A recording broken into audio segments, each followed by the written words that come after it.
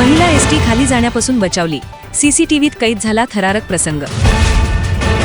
कोल्हापूर जिल्ह्यातील गडहिंग्लज बसस्थानकानजीक गाडी बसस्थानकामध्ये जात असताना घडली घटना।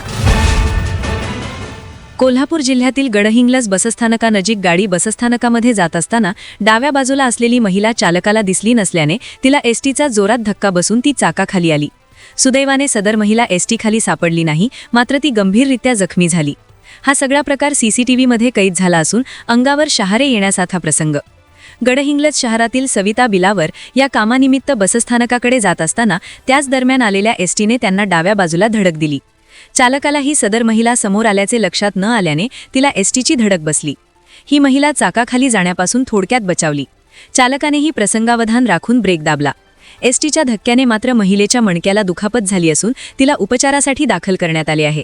हा सर्व प्रकार सीसीटीव्हीत कैद झाल्यानंतर महिला सुदैवाने बचावण्याचे दिसून येते।